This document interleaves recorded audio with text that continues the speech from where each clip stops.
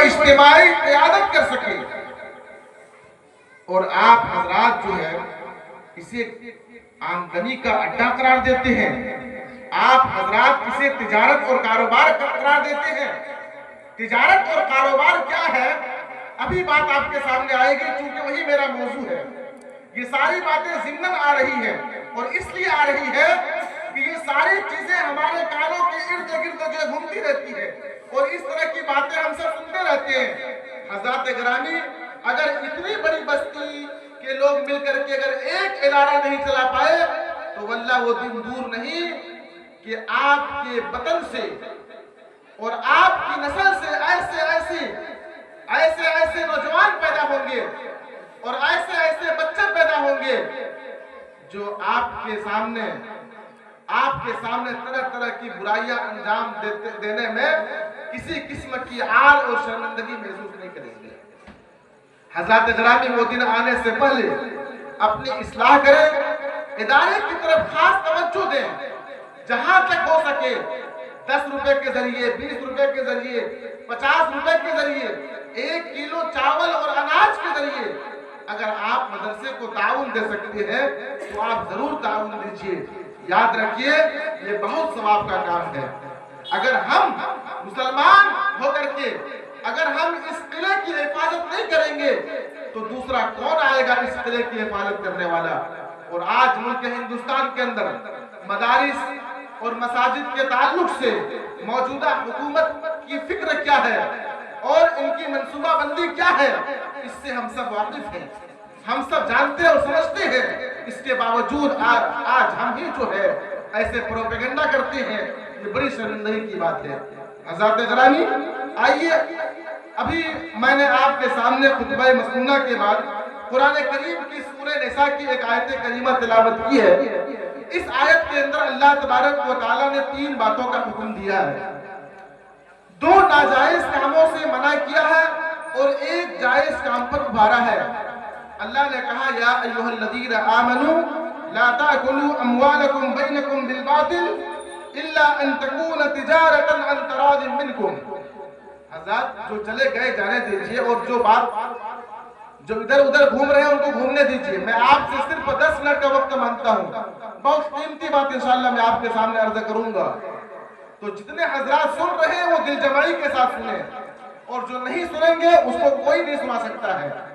ان سے ہمیں کوئی سروکار نہیں ہے. جو یہاں بیٹھے ہیں آپ کی پوری توجہ ہماری جانب ہونی چاہیے. اللہ نے 2 چیزوں سے منع کیا ہے اور 1 چیز پر ابھارا ہے. وہ 2 ناجائز چیز کیا ہے؟ اللہ نے کہا کہ تم ایک دوسرے کا مال ناجائز طریقے سے مت کھاؤ. ناجائز طریقے سے مت کھاؤ.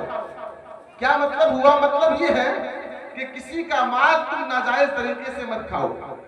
آج آپ دیکھتے ہوں گے ہر بستی کے اندر جو ہے نا دلالوں کی اور بچولیوں کی کمی نہیں ہے.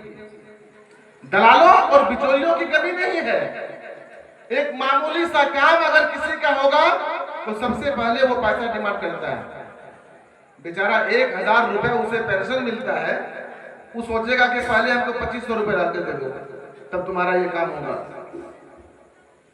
سرکار کی جانب سے انہیں مکان دیا جا رہا ہے، ایک بچولیا جا کر کے 10,000 کا ڈیمانڈ کرتا ہے.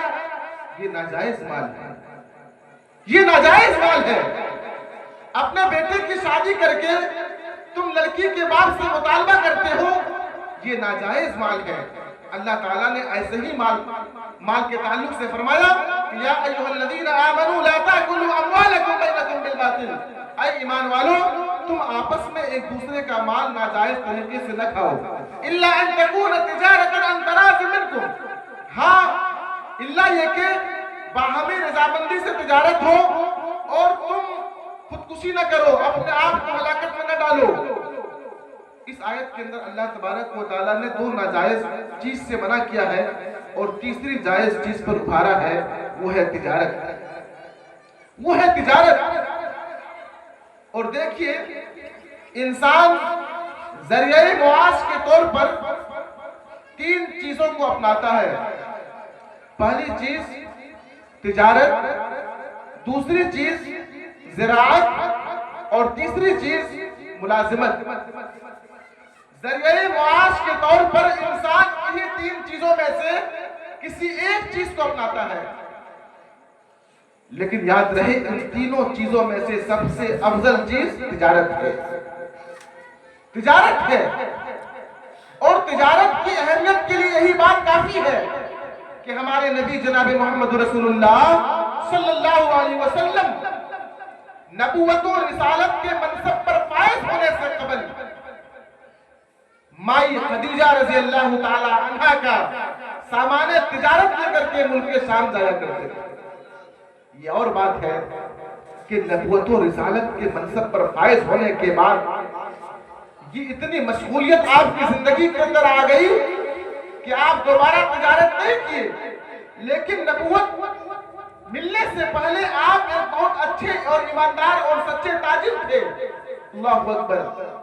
اور حضرات گرامی، اسلام میں تجارت کی کتنی اہمیت ہے کہ آپ اس بات سے اندازہ کریں کہ اللہ تبارک و تعالیٰ نے قرآن کریم کی کئی آیتوں کے اندر تجارت کے ذریعے جو آمدنی حاصل ہوتی ہے، تجارت کے ذریعے جو مال حاصل ہوتا ہے، اس مال کو اللہ تبارک و تعالیٰ نے فضل اللہ سے تعبیر کیا ہے، اللہ کا فضل قرار دیا۔ اللہ تعالیٰ نے فرمایا قرآن کریم کے اندر کہ فَإِذَا قُضِيَتِ الصَّلَاةُ فَانتَشِرُوا فِي الْأَرْضِ وَابْتَغُوا مِن فَضْلِ اللَّهِ۔ جب تم نماز سے فارغ ہو جاؤ تو زمین پر پھیل جاؤ، اللہ کا فضل تلاش کرو۔ اللہ اکبر۔ اللہ کے فضل سے مراد یہ روزی اور روٹی ہے جس کی تلاش کے لیے ہم تجارت کرتے ہیں۔ اس آیت کے اندر اللہ تبارک و تعالیٰ نے تجارت کو اللہ کا فضل قرار دیا ہے۔ اور حضرات گرامی، مذہب اسلام کے اندر تجارت کی اہمیت کا ایک بہت بڑا پہلو یہ ہے کہ اللہ تبارک و تعالیٰ نے اپنی مقدس کتاب قرآن کریم کی کئی